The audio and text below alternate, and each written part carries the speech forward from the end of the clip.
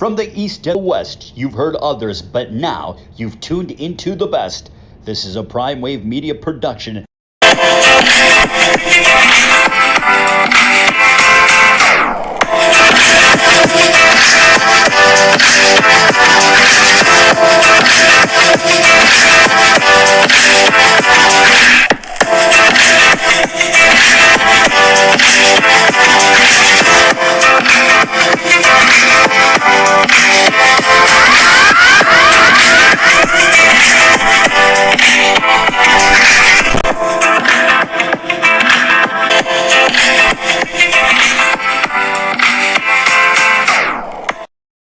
What's up, world? It's the one and only Pop DBIC, the Primetime Capper. I'm feeling good. I'm feeling great. I hope you are feeling the same. And it is time for the premier sports betting show, the Primetime Angles. So let's go ahead and jump into our first topic in hand, and that's going to be the NLCS Game 3.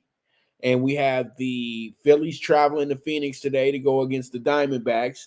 And this should be a good game. You got the Phillies who are up 2-0 right now. But, you kind of figured that because, you had a Philly team that was destined to make sure that, they got back to Phoenix with the upper hand, that they weren't going to be like the others and drop the first two games to a red-hot Diamondbacks team. They played this team as if it was the World Championship, and that's exactly the results that they got for playing with max effort, where they go ahead and absolutely just cook.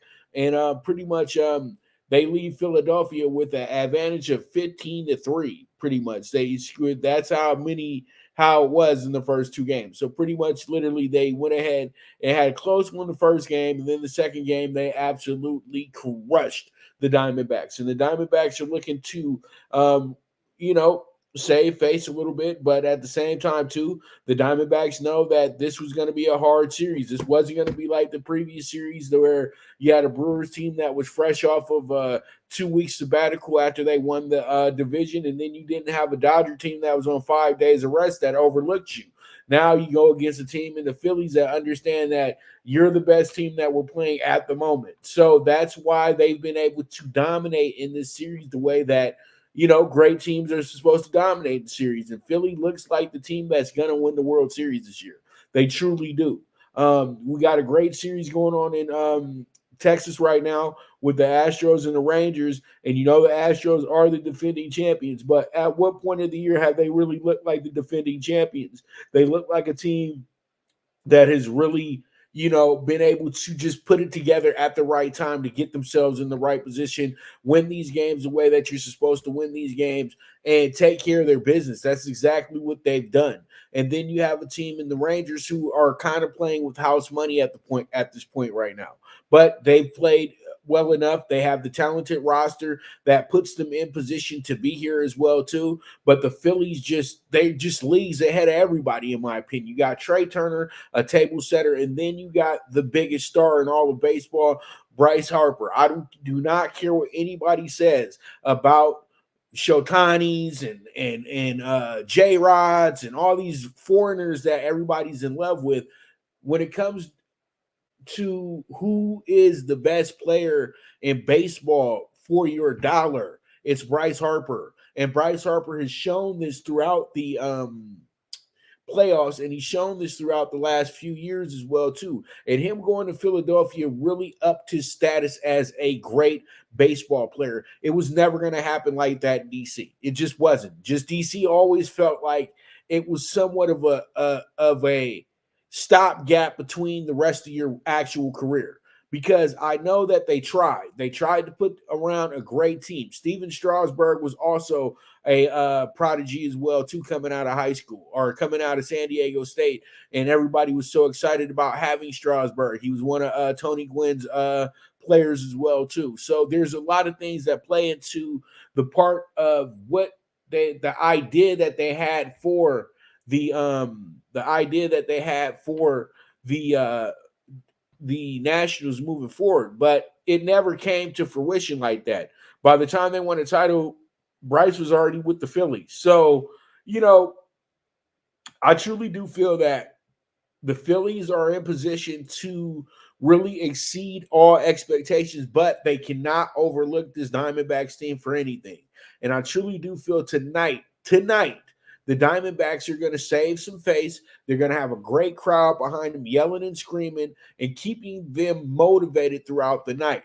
This is probably their best chance to win a game in this series. And if they win a game, that's all they need. And then you get yourself another game tomorrow.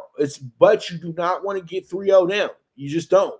You just don't. For your conscience, for your energy, for everything. Because once you go down 3-0, the excuses start coming out, and guys in those nagging injuries start coming to the forefront.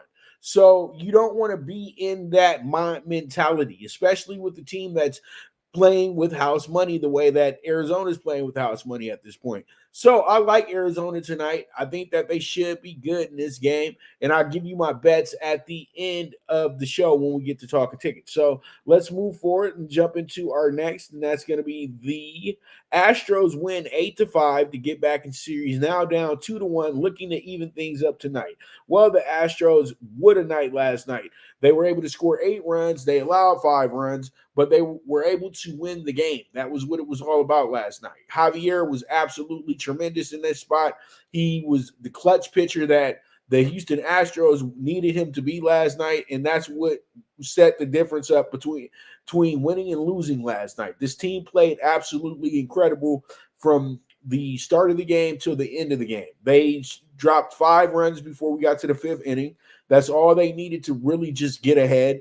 And you know what?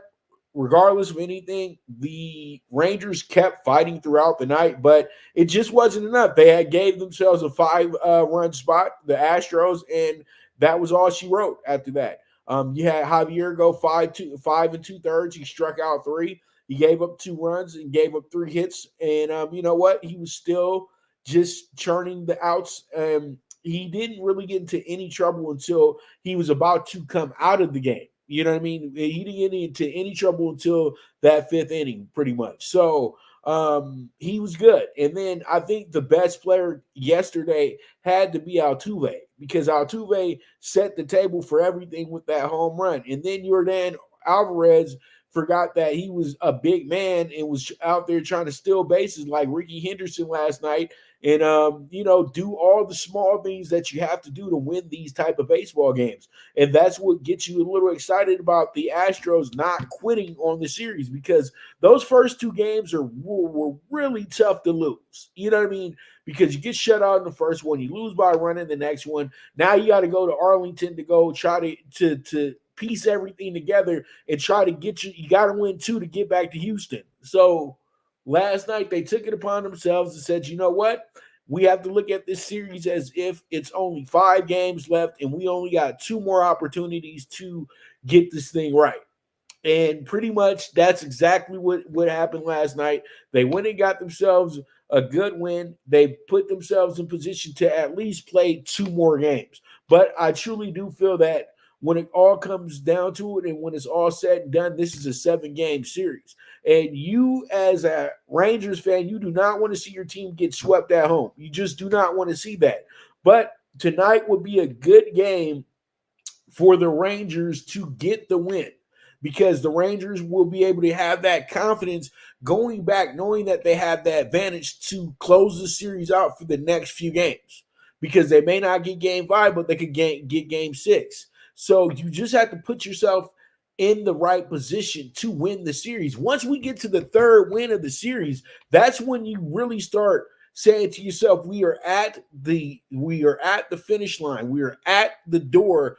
Let's open up this door. Let's kick down this door. Let's get to this World Series. That's exactly the mentality that you have to have as the Rangers. But when you're going against a team like the Astros, you can't come in here too cocky, because the Astros can deflate you fairly quickly in a game. And that's exactly what they did last night. So I truly feel that when it comes down to it, that the best team in this series is going to be the best pitching team. And last night, the Astros were the best pitching team. Tonight, we don't know who's going to be the best pitching team, but whoever does wind up being the best pitching team will most likely win the game tonight. Let's just keep it real. So we'll have to see how it goes. We'll have to see how it shakes out. But Astros, Rangers is must-see TV. It's going to be on FS1 tonight as well, too. This will be the later game. Also, the NLCS game is the one that's going to be going off in about the next 90 minutes as well, too. So you have to get yourself prepared for a great afternoon of baseball if you're on the West Coast my way, and really you're getting yourself set up for a great evening of baseball if you're back east. So with that, let's go ahead and move forward and jump into our next topic, and that's going to be this. That's going to be the CFB Thursday night. We got ourselves some really good games tonight with the CFB Thursday night, and the first one that we're talking about is going to be this one. It's going to be the Rice and Tulsa game. You got Rice coming in here 3-3. You got Tulsa coming in here 3-3. You got a 3.5-point spread to Tulsa tonight, the home team, and then you also have an over/under of 57.5. So you have a Rice team that's playing much better football than they usually do over the years. It's their first year in the AAC. So, it's a lot of fun, but they are very familiar with Tulsa because Tulsa and Rice used to be members of the WAC together, and they used to be members of the Conference USA together as well, too. So they're very familiar with each other. So, they go back a ways. You know what I mean? And everybody knows Tulsa used to be a team that was actually in the Missouri Valley Conference for a long time. So, they got some history, man. Everybody has to remember Tulsa 30 years ago was a team that was not even considered a mid-major, and they've came a long, long way. So tonight in this game, you got a Rice team that's even money right now. They're 3-3 on the season. They got one of the better quarterbacks as well, too, in JT Daniels.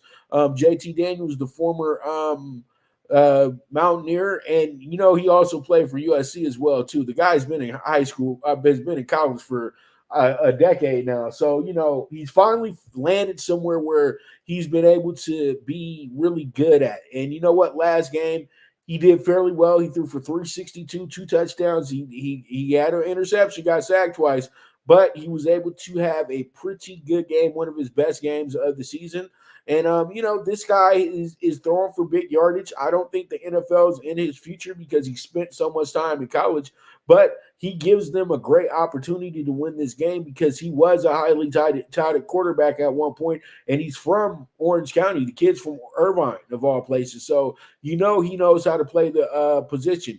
Now you got Tulsa, a team that possibly has a better resume because people have to understand Tulsa played against both Washington and Oklahoma on back-to-back weekends, and they got absolutely cooked, but still, there's a lot that they learned from that because they came back and won their next 2 in a row. Then they had a tough loss against Florida Atlantic last week, losing 20-17 in Miami. So pretty much where are we at now? We are at the point to where this team really does look like the part of being a team that can dominate tonight. But Rice is a team that has the better quarterback, in my opinion, and possibly the better offensive options coming into this game as well, too. Because when you compare both of these teams, Rice is a team that's 69th in scoring. Tulsa's 149th in scoring. And it's a 6-point difference as well, too. And then you have points per against. They're just a shade above each other in this sense of the words. They're both bad at playing defense. And then when it comes to yards per game, Rice is leading in that category. When it comes to pass per game, of course, Rice is number 15 in the nation at that. But then you have a Tulsa team that's 43rd in the nation at rushing. So, you have a lot of things that cancel each other out. This is playing up to be a great game between two middling teams. And I'm going to go ahead and take Rice with the points plus 3.5 tonight. I think that's some good money for us. Actually, I'm going to take the money line on Rice tonight. Let me rephrase that. We're taking the money line tonight on Rice. I like that a lot. The plus 140. Let's see how it goes. Let's see how it shakes out. And that's going to be our play for the Rice game tonight. So, we move forward and let's jump into our next, and this is going to be the James Madison at Marshall game. James Madison coming in 6-0. Marshall's 4-2. You have a Marshall team that's plus 4 against the spread of 49.5 over under as well tonight. So you have a team in the Marshall Herd coming fresh off of a really tough game against North Carolina State. Then you have James Madison, who's kind of been going through the motions. They've had tough games. They've had easy games. They've had a whole lot of games this year. They've been in all types of games this year, and that's what makes them a really, really good team, a really dangerous team at the same time too. But this will probably be one of their tougher matchups of the year. They're going to Marshall. Marshall is hostile territory because Marshall's one of the best teams in the Sun Belt Conference. And when you look at James Madison's record, the last time they had a big road game for conference, it was against Troy. They wound up winning that game 16-14. But it took all effort to get that win, because what happened in that game was that they hopped out to a nice lead, but they couldn't score. That was what the problem was. And at one point, they were up 6 points, and then they were damn near losing the game, because they weren't up 6, but they were up 9 points, and then they wound up almost losing the game because they got a touchdown late, and then they were able to make a stop, but that was still, you know what I mean? You don't want to be in that close of a call, but they proved that they can stay hungry in a game, that they're not going to get flustered, they're not going to get frustrated, they're not going to get away from the game plan. Marshall, on the other hand, they have 2 losses on the season, and it's been the last 2 games in a row. Now, against NC State, they lose by 7, and they were in that game the whole game. And you know what? They come back the next week, go to Atlanta, play against Georgia State. Georgia State beats them 41-24, handing them their first conference loss of the season. So, this team just couldn't get it going in the fourth quarter the way that they wanted to, and they just put themselves in a bad position very early in the game. In the first half, you know what I mean? They're down 17-27, and they cut it to 3, but then they just couldn't get the job done in the fourth quarter. They couldn't get any stops, and that's what happens sometimes in these big-time games when it comes down to a team that has been heavily scouted well, and that's just what happened to Marshall. And so pretty much they come back this week. They're trying to bounce back at this spot right here, but it does look like they are treading water just a little bit. So I truly do feel that when it really comes down to it in this game this weekend, in this game tonight, you have this James Madison team that's led by probably the best player in the conference right now, and that's going to be Jordan McLeod, because Jordan McLeod is an absolute gem, and Jordan McLeod has played every single game like the best player in this conference. Like, yeah, he had a little bit of a trouble against South Alabama and Utah State. But those games were highly contested games. Those games were against really good teams, and he still was able to get in total 7 touchdowns, 3 interceptions, and he was sacked 3 times. But his last 3 games, he's had 10 touchdowns, 3 picks, and pretty much when you average out his QBR is about 175 in those last 3 games. And his QBR has never been lower than 135.9 this year, and that was against Virginia in a win, okay? And James Madison's not supposed to go into Virginia and beat Virginia, even when Virginia's a bad team. That's how good James Madison is nowadays in the college football ranks. So I truly do feel that when it comes down to the nitty-gritty of this whole situation, this game really does call for James Madison to go ahead and win this game by a touchdown or better. I think Marshall still will be their toughest test of the year, but at the same time too, I just truly feel that they're going to be in position because they've been set up in the right position to be here. Because when you compare resumes and you compare teams that they pretty much played the same type of teams, but I would say James Madison played a little bit better. Just when you think about it, even though North Carolina State probably is the best team on either one of these teams' schedule, but we know that game was more of a rivalry game, more of a show and prove game. And I'll be honest with you, James Madison would have beat North Carolina State because they have a better defense. It's that simple. So pretty much it is what it is, and we are moving forward from there. And with that, we're going to go ahead and take our first commercial break. When I get back, we'll be talking some NBA preview, and then we'll be talking some boxing as well too. So you guys stay tuned. This is the Premier Sports Betting Show, the Primetime Angles, with the one and only Pop DiBiase, the Primetime Capper. Good News Only Racing Club, led by the legendary Doug O'Neill, the trainer of 2 Kentucky Derby winners and I'll Have Another and Nyquist. Also trained 2-time Breeders' Cup champ Golden Sense, who are just a part of a long list of thoroughbred champions trained by Doug O'Neill. The Good News Only Racing Club has a young core of horses to look out for in Dennis's Celery, Irish Heatwave, and Notre Dame, just to name a few. Win the day every day with the Good News Only Racing Club, a proud sponsor of the NFL Bet Exchange. From the East and the West, you've heard others, but now you've tuned into the best. This is a Prime Wave Media production.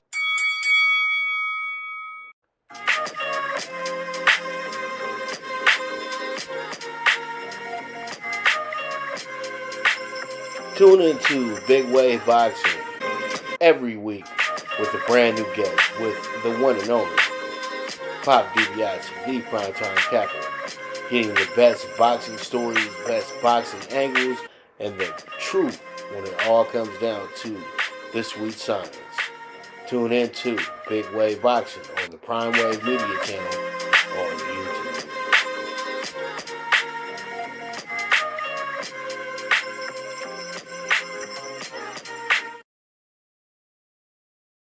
We are back with the Premier Sports Betting Show, the Primetime Angles, with the one and only Pop DiBiase, the Primetime Capper. Let's go ahead and get into the NBA preview. The NBA preview that I have today for you is going to be the LA Clippers. And the Clippers right now are in the process of trying to acquire James Harden. And they're kind of running into snag food because the 76ers want a little bit more from the draft prospects, and the Clippers really don't have much to offer in the draft department, but I know that they do have a lot to offer in the assets department. But, you know, you have a guy in Daryl Morey who values draft picks, because draft picks, it's not even really about drafting guys with the draft picks. It's about having these draft picks so when it's time to maneuver other deals, you can maneuver these draft picks to another team. That's why you see so many teams nowadays where where the pick was traded from Washington. But the thing is, though, the pick belongs to the Lakers, and then it winds up belonging to the Rockets, and then the Rockets traded off to the Grizzlies, and you know the movie continues. You know what I mean? But all in all, they're precious value, precious assets for the middling teams that that will have to move off of the superstar that they're moving off of. So the Clippers don't have that in place because they pretty much got rid of all that when they acquired Paul George. And Paul George has been more of, I would say, a waste than anything, but he did get the Clippers to the furthest they've ever been to, a conference championship. That's something incredible. That's something great to commend to, and they were very close to doing something in that championship as well too. I'm still seething a little bit, you know, being in Vegas that night at the Flamingo, and the way that game ended with Phoenix and DeAndre Ayton hitting that shot with about 0.2 seconds left to go in the game. It's still just the irony of the situation, man. I was like, how do you let that guy get the ball? You know what I mean? But it is what it is. At the end of the day, things happen, right? So pretty much the Clippers now, they are a team that has became their own worst enemy, in my opinion. I feel like the Clippers could be the best of the best in the NBA if they truly played up to that dynamic, but they just don't. That's the whole thing. And the Clippers last year probably had their best opportunity to win a championship without Kawhi being out there, because you had a Western Conference that was wide open. Come on, you saw the Lakers, who were a team that had dragged themselves into the playoffs. get all the way to the conference championship. And that could have been the Clippers if they were able to get everybody together at the right time. And if they had Kawhi, they probably would have been the 1 seed last year. And I don't think Denver would have had it that easy going to the finals, because I truly feel like they had it pretty easy getting to the finals last year. Let's keep it real. They took advantage of a lot of teams that were already hurt when they got there to them, or teams that were just definitely cooked. But that's not their problem. That's not their fault. They took advantage of it. They won the series. They won the title. That's exactly what you're supposed to do. When you can't do that, when you can't pull that off, you're just not good enough. And that's what it's been with the Clippers for the last 5 years. And the Clippers went and got Kawhi Leonard. Everybody handed him a championship. But it still hasn't came to fruition because Kawhi needs more. Kawhi needs guys that are going to be able to sacrifice themselves for the betterment of the team, not sacrifice yourselves when you need to step up and win 5 in a row to get yourself back into the playoff picture. You have to be good every night. You have to think about a championship mentality every single night. The Clippers have what it takes, but do they have the coach? Do they have the general manager? Does the owner have the patience to keep sticking with this situation that's not going anywhere? That's the biggest questions that you have for the Clippers. If I was Ballmer, I would tell everybody right now, we're about to move into a new arena very soon. And some of us are going to make it there and some of us aren't. And who wants to make it there, let me know. Because if you do want to make it there, you will show me that you will want to make it there. But if you don't want to make it to the new arena, then we know where you got to go. And that's exactly the mentality that the Clippers have to have. And I think that possibly if they can't get Kawhi Leonard to be fully healthy this year, they may need to think about trading him. I know that they are very gung-ho about not getting rid of him, but at the same time, too, the more longer that you hold on to him and the more hurt he is and the more he doesn't play, the more his value goes down. At this point in time, his value might be at his absolute highest because teams might feel like he's just playing possum with the Clippers because the Clippers are a soft enough organization to let him get away with all this. That's the whole thing. If he was on the Lakers, he probably would have already been moved. If he was on the Knicks, he would have probably already been moved. If he was on the Bulls, he already probably would have been moved. You get my sentiments? Because the thing is, these are big market teams that know that they can bring in a big market superstar if this guy can't play. And they would have been able to go ahead and jump into the mix of trading Kawhi before you lose total value on Kawhi. And I think the Clippers are losing all the value and leverage that they could possibly get with this guy by forever letting him sit out. Because if he can't play basketball, retire. That's the biggest thing. And I love Kawhi. Kawhi is one of my favorite players. Of the 2000s, Kawhi is in my top 10. Straight up. And there's been a lot of players I've been able to look at over this time, but he has to be in most people's top 10. Best two-way player that you've seen since the 90s. So pretty much this guy, we understand the royal treatment that he gets. And he led a very irrelevant franchise in the Toronto Raptors to probably their only title ever. So he's done a lot of historic great things in the NBA with some of the more irrelevant teams in the NBA, the more irrelevant situations, but the most organized situations, because Toronto has their stuff together. The Spurs have their stuff together, but the Clippers, they don't pass that test like those two teams do. They're steadily trying to compete with the purple and gold, the Lakers. It's been like this since Donald Sterling bought them in the 80s, that they've always been trying to sell more tickets than the Lakers. That's it. Winning championships, cool. But that doesn't mean that we're going to really chase them. Now you got Ballmer, a guy who wants to win a championship. He wants to put the best team in basketball together. He is very excited about making the Clippers his golden franchise. He wants to be Jerry Buss. He wants to be Red Auerbach. He wants to be all these great innovative owners that have made their mark on pro sports. And I feel like this Clipper team was not the right team to do that with. But over time, things can change. Things can get fixed. And he's done all the proper steps with this team. Give them their own arena so they can be a confident team. All right.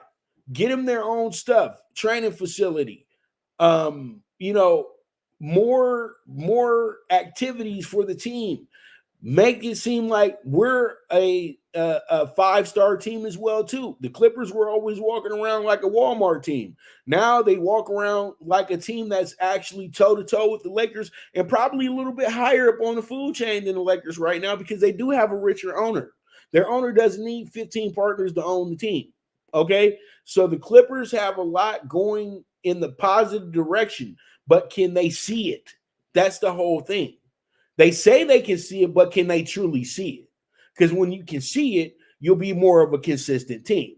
But with the Clippers this year, I truly do feel like if you can get Kawhi back to play 80% of the season, and you can get George to play 80% of the season, and you keep Westbrook around to play 90 to 95% of the season, this will probably be the top seed in the Western Conference if they want to do that. It's up to them. It's up to them because the Clippers at this point in time, they are their own worst enemy, and that's where I'm going to end this at right now. So it is what it is at the end of the day. They'll figure it out if they want to. That's the whole thing. So with that, let's go ahead and move forward to our next topic, and that's going to be this is a sad one too. Showtime ending sports division at end of 2023. Where does boxing go from here? Well, boxing has been in a fragile state for the last 10 years, okay? And then 5 years ago, you had HBO leave the game. Now you have Showtime leaving the game. Both these cable networks literally were built because they showed boxing. You know what I mean? People subscribe to these networks because they want to watch the big boxing match. Then next thing you know, they got a top-rated movie that was out 33 months ago that's showing up right after that boxing match. It was like a match made in heaven. It was perfect. It was every Saturday night for years on years on years. And then after a while, the movies, they stopped showing those, you know what I mean? And now it just becomes about trying to present a boxing match and then possibly one of your hit TV shows right after this boxing match. But I just feel like at some point in time, boxing just wasn't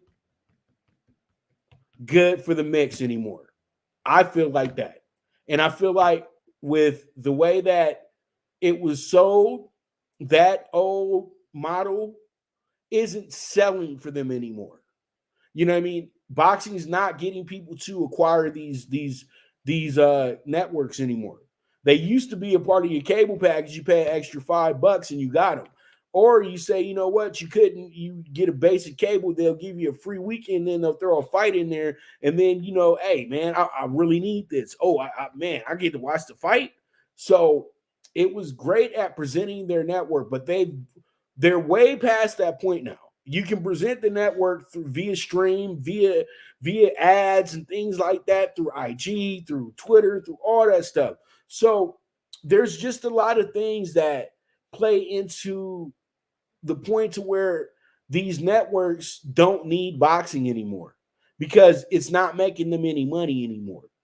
And it's not bringing them in. Not making them money doesn't mean that you didn't get enough views that night. It means that you don't have enough people signing up for it.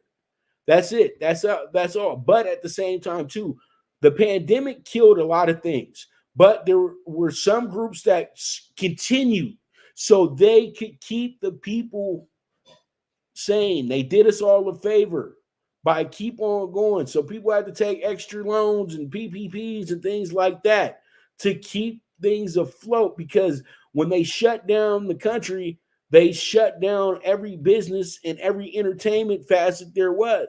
So there was a really tough time to really be able to, figure out, the financials. But everybody was able to get an abundance of financials to keep things going so people could be satisfied, so people wouldn't be out in the streets going crazy.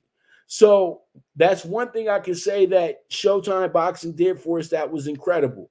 They made sure they kept going. Even though they could have shut this thing down, they should have shut this thing down, they still went ahead about it because they knew that they could squeeze some dollars out of this thing. And it was good enough to the point to where it was able to keep boxing going for another 2 years. I'm going to keep it real with you guys. I knew back in 2019 that Showtime wanted to get out of the boxing game. But Steven Espinosa was such a great worker and such a great supporter of the sport that he fought tooth and nail constantly to keep Showtime to keep the lights on.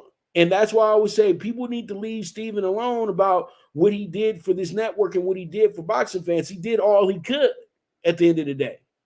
And pretty much big business gets to talking. And boxing is not a part of big business anymore. And boxing fans have to understand that part. It's too violent to show on network TV now. It truly is. You used to be able to watch a boxing match at 3 o'clock in the afternoon. Now you would have to wait till 8, 9 o'clock for that boxing match to come on. And damn, you're already busy with the football game or you're already busy with the basketball game. Why would you care about watching these two guys fighting a 6-rounder? And, I just feel that the more violent fights got to where guys weren't getting broken up, to where they lost the innocence of national television, where they used to end those fights. But then after a while, guys, they're just letting guys get absolutely cooked. And then the mismatches, that's not going to work. You know what I mean? And that's something that's just really killed everything at the end of the day. You know what I mean? And I truly feel that a lot of us just have to understand that it's the sign of the times. And there's a lot of money that's being put into all these sports programming. And boxing doesn't have to have too much money for their sports programming. But at the same time, too, if you keep feeding this sickly person, this person who's not producing anything and is dying by the day, then you're going to lose your other properties. And the NFL and Showtime, Paramount cannot. Paramount. Showtime is just a network, a part of the Paramount family, but Paramount cannot afford to lose the NFL at all. Okay, that's out the question. And if you keep supporting boxing, if you keep putting boxing out, if you keep putting out a budget for them and Bellator and all these other people, then you're going to mess your money up to where when it comes back to the bidding for the NFL, you won't be right. And you got shows that are doing well right now as well, too, that you have to shutter if you got to keep doing boxing. That's what people don't understand at the end of the day. If you're not making these companies money, then they got to go. It wasn't about how Steven Espinosa put the fights together. It wasn't how PBC put the fights together. Boxing itself is a dying sport. It's dying everywhere it's been at, okay? Everybody's trying to pull out of the game because what happens is the managers, the promoters, all these people take the money off the top, and then they give whatever's left over to the actual work. You know what I mean? So that's what happens here. And pretty much, at the end of the day, the networks don't get themselves involved in that, but it just kept producing mediocre product. And you just can't do that. You can't put out a guy that you think is going to be Rocky Balboa, but he winds up being like one of the extras Rocky knocked out during the build-ups to Mr. T fight. You just can't do that. And the public perception waned off. If you compare boxing 30 years ago till now, it was an event. It was a spectacle. It was something everybody looked forward to. It actually would trump everything else on a Saturday night. Oscar De La Hoya, Felix Trinidad was the biggest sporting event of the month, of the year when they had that fight. Same thing goes for Mike Tyson and Evander Holyfield in their second fight. These were the biggest events in sports. You don't have that anymore in boxing. You just don't. And they were very close to duplicating that. That's why it was the final year. It really looked like the final year or something, because you have Tank Davis, who had a star-studded fight. Then you had Crawford and Spence. They had a star-studded fight. Then you had Charlo and Canelo. They had pretty much what you would see as a Hall of Fame fight, a fight that you knew everybody was going to show up for, because it's been on and popping ever since. It's undisputed versus undisputed. And all of them, to me, they lived up to what they had to do at the gate, but they didn't live up to what they had to do when you go out and buy the actual programming, dude, in my opinion. So at the end of the day, Showtime was an absolute pioneer in the sport. They were very great entity for the time that they were here. And I truly do feel that without Showtime, we'd have missed out on a whole lot of great boxers, and we would have missed out on a whole lot of bad boxers as well too. So Showtime, all in all, I tip my hat to you. Shout out to all my friends that work over at Showtime Championship Boxing as well too, that will not be employed by this situation. But you know what? At the end of the day, they are a part of the Paramount family, so I know they'll find a place for these people. And at the same time, too, they do have the experience. And you got the Zones of the world, you got the ESPNs of the world, and they'll definitely call these people up to help them out as well too. But at the end of the day, PBC has about 3 deals that they're negotiating right now. So most of these people that were working for Showtime, they're just going to be absorbed by PBC and taken on to the next network. That's how it pretty much works, because the same people who were working the Showtime fights were working the Fox fights when they were dealing with Fox. I was around for all this stuff. So, it is what it is. So pretty much at the end of the day, it's going to be business as usual. You just lose Showtime, the network, but you're going to gain probably 3 more networks by the end of the year that are going to show the best boxing matches in the world. And that's because PBC puts them on. So it is what it is at the end of the day. This is just business as usual, but it's sad because old friend has to go. And it is what it is. That's how it works. That's life. Things come and go. You enjoy them while they're present. That's all we can do in this life. That's it, and that's all. So let's move forward. Let's go ahead and talk some boxing. That's some boxing business. Let's talk about some boxing. We got David Morrell. Is David Morrell being avoided, or is it just too soon? I'm going to say this. It's a little bit of both. You know what I mean? David Morrell does present a problem. A big, big problem for guys at 168, guys at 175. You know what I mean? The kid is a golden prospect. You know what I mean? If he had the correct marketing, if he had the correct management, this kid would be all over the place. You know what I mean? He would be with the top athletes doing a whole lot of fun stuff, showing off his tremendous hands and all that good stuff. But I feel like the kid is under promoted in a sense. I think that they're trying to be this next best thing, but keep him as this best kept secret and all this stuff. But really, they got to sell the fact that he's a Cuban kid that has a great story. He's ambitious. He's ready to be a world champion. He deserves to be a world champion. He's already the regular WBO champion. He hasn't even had 10 wins yet. He's been able to crush every single opponent they've thrown in front of him. And he's actually fought against 7 quality opponents pretty much since his 3rd fight. And he actually was a champion by his 3rd, 4th fight as well, too. So this guy is absolutely the truth, in my opinion. And I know that he's avoided for a reason, because he's the type of guy that will ruin your party.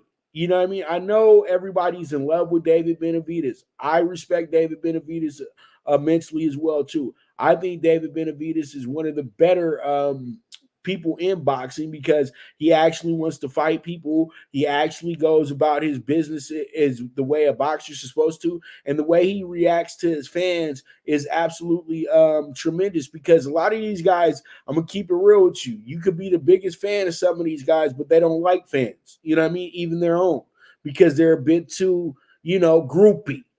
I'm gonna just keep it real, you know what I mean? I'm not saying it's you, but if you kind of just are up there slobbing off everything he says and, everything that the guy doing. So you're a big groupie, you know what I mean? But that's okay. People get excited when they get around their idols. It happens. All of us have been like that before.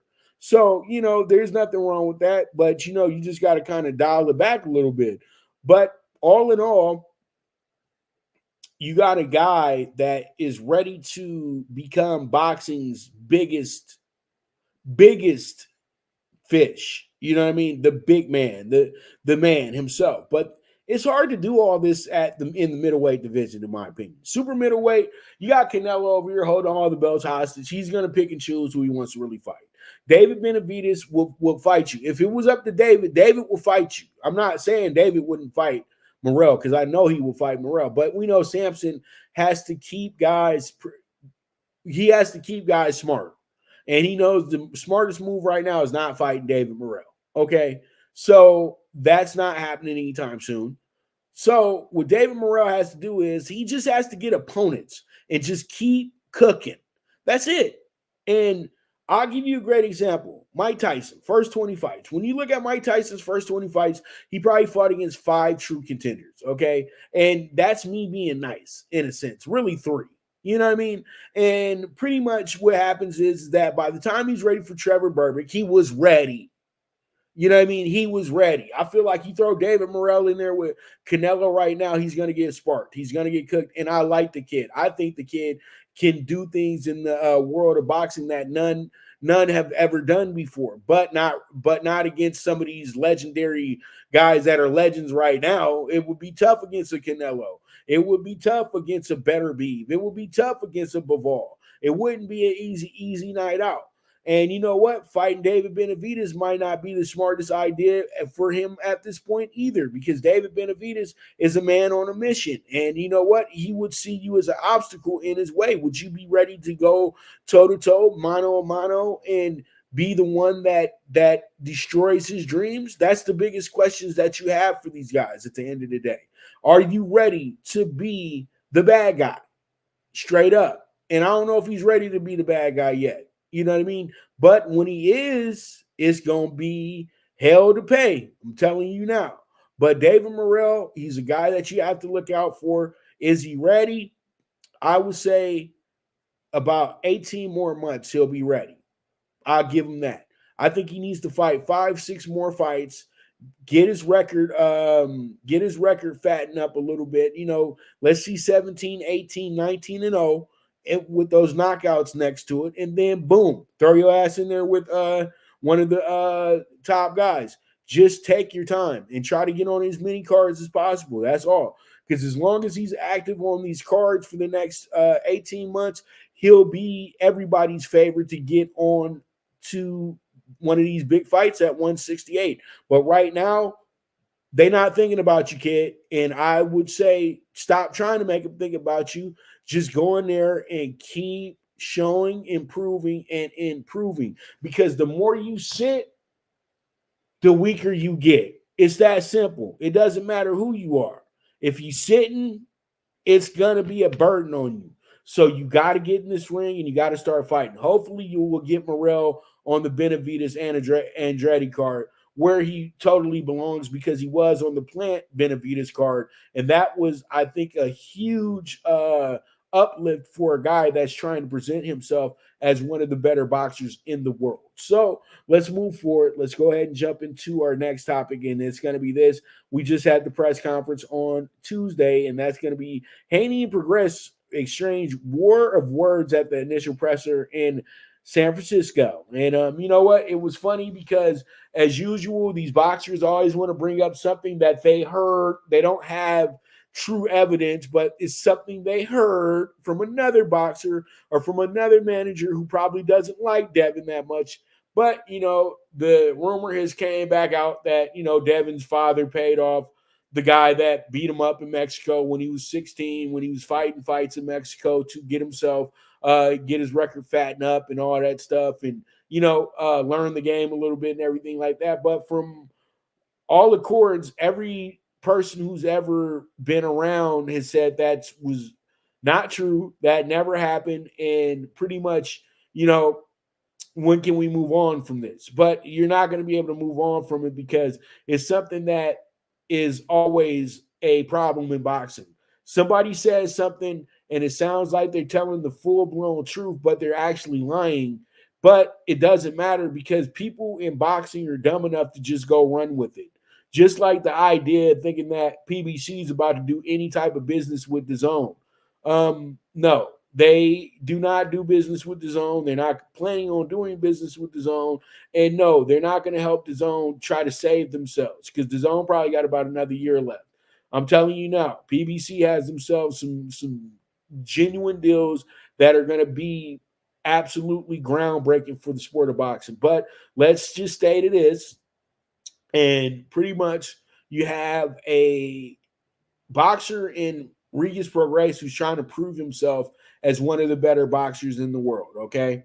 And then you have Devin Haney, who is seen now as one of the best pound-for-pound boxers in the world and could possibly be the best ever if he keeps going about his business in the way that he's going about his business. And you know what? Devin Haney is probably the only guy that truly has not ducked the smoke because he did not care. He went to 140. He could have fought an easy tune-up fight. He could have easily fought Prograis' last opponent, Zorilla. But he said, no. We're not doing that. I want Regis Prograis because he said he'll knock my ass out. And so pretty much he went right at Regis Prograis because he knows at the end of the day, Regis Prograis has no business being at 140.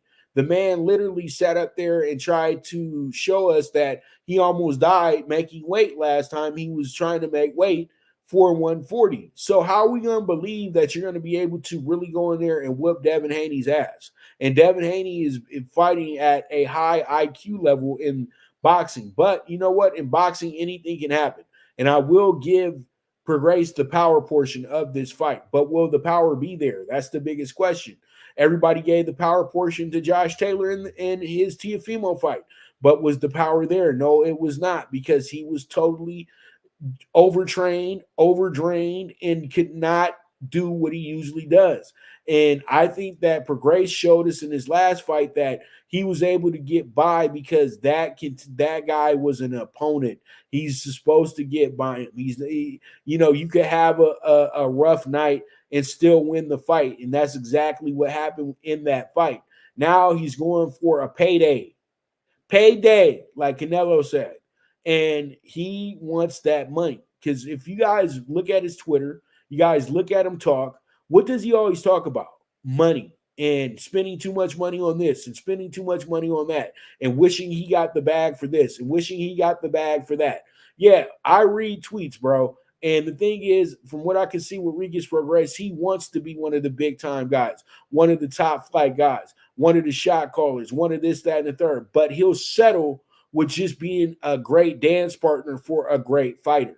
And you can really read it all in his conversation.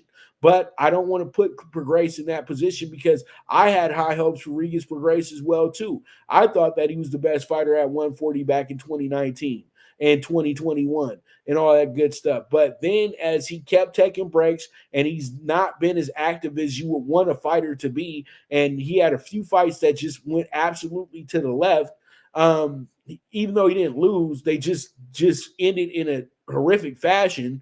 You look at Prograis and you say to yourself, this is kind of boring. You know what I mean? And I think that he's a great competitor, and that's why this is going to be a great fight. But all in all, though, I think that this is just a bridge to Devin just progressing more as a superstar in the sport of boxing. It's that simple. This is the fights that you take to get the respect of the streets, of the boxing streets, brother. And, he went right at the smoke. It's not that he ran away from it. He went right at it. And, they want him to fight the Tanks of the world, the Shakurs of the world. But Devin's doing them a favor right now. He's helping them build their brands as well, too. But Tank's brand's already intact. It's already on the rise and everything like that. It's not fully built yet. But it's getting there. And Regis is a guy that's just, trying to do all these things. He has Peter Berg and all these people backing him and all that good stuff. But at the end of the day, he's just not box office. It's that simple. You know what I mean? Everybody, you got Denzel, and then you got, I'm trying to think so I don't mess it up. You got Denzel, and then you got my man from Hard Out Here on the Pimp. You know what I mean? So, you got Terrence Howard. So, and that's what I look at when I see these two. You know what I mean? You got a guy who's a great, support situation. But at the end of the day, he's not a superstar, okay? And Devin Haney has everything you're supposed to have to be a superstar. And I think that they're not going to stop this train. They're not going to stop this flow. And they're doing a good job of talking up the fight, because that's the only way that you're going to get people to tune in, is talking major trash, coming up with every little rumor or little petty little thing to say, just some P-N-I-N-I-S, petty and nigga shit. That's all this is at the end of the day.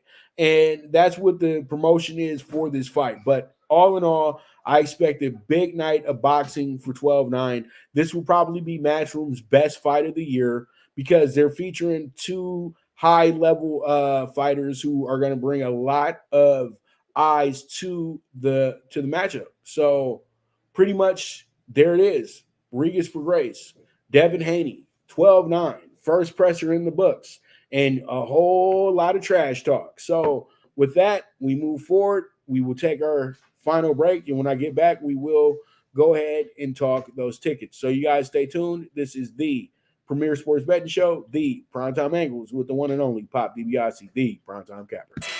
Now you and your friends can compete in the sport of kings and win big with Stable Duel. Get the app, pick your horses, and get in on the thrill of horse racing with daily games competing against other players. Bring home the glory and the cash, and move up the annual leaderboard while you leave your competition in the dust. Get in the game with Stable Duel. Play, race, win.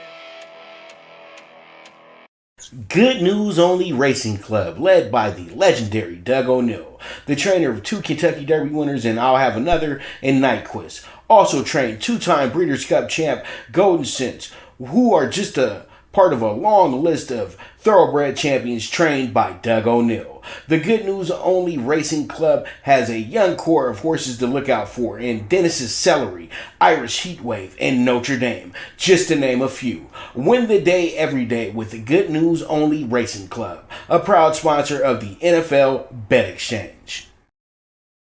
All right, here we are. Let's go ahead and jump into it. We got ourselves a very good group here. We're talking tickets and everything, and I just truly do feel that we have ourselves, we're here. So pretty much let's go ahead and jump into it. Talking tickets. What do we have up here first? We have the college football, and we got Rice and Tulsa bets. Rice money line plus 140. We also have the under 29 with the minus 130 first half. We have Rice half a point first quarter minus 120. Then I got Tulsa going under 30.5 team total minus 115. So, it looks like we got some pretty good numbers here for bettors tonight. Let's see how it goes. Let's see how it shakes out. All right, we have ourselves the James Madison and Marshall bets, and then I'm going with James Madison tonight with the minus 3.5. I think that they should be good to win this game by 4 or better. Also, we have James Madison money line minus 140 for the first half. And then I'm taking the over 10.5 for the first quarter. And then I'm going to adjust the line and make it a minus 6. So I need them to win by a touchdown tonight so we can cash out the plus 130 ticket. So there it is. We move forward. Let's go ahead and jump into our NLCS Game 3 bets. We have the Diamondbacks plus 1.5 minus 130. We also have the under 5 with the minus 120. First 5 innings, and then we have the minus 1.5 to the Diamondbacks plus 210. This is an alternate line as well too. And then we have the Phillies under 4.5 runs. This game is going to be starting in the next 50 minutes. So there it is. And then we have ourselves the ALCS Game 4 bets.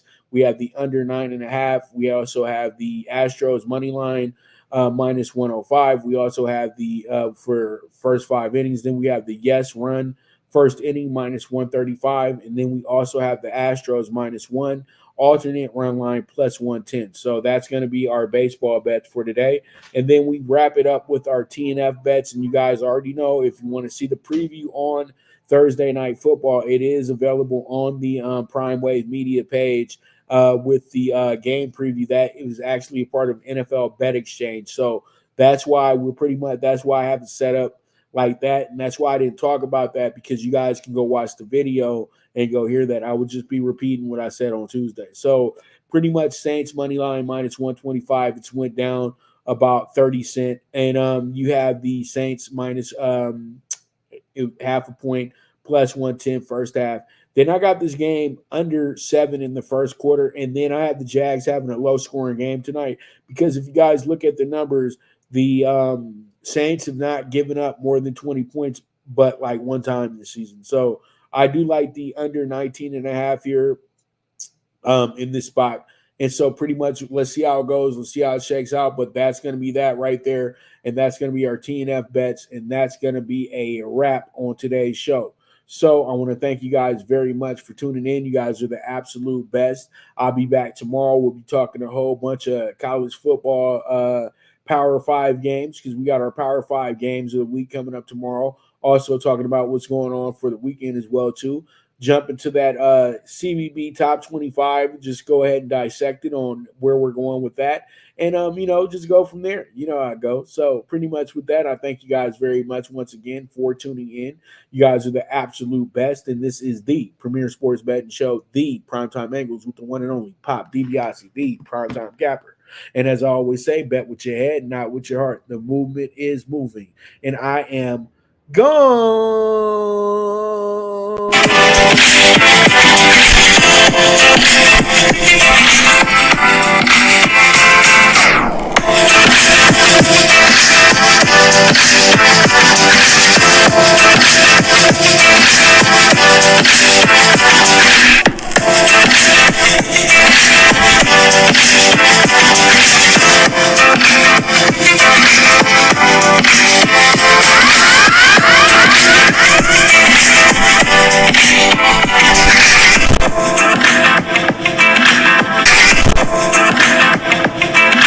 From the East and the West, you've heard others, but now you've tuned into the best.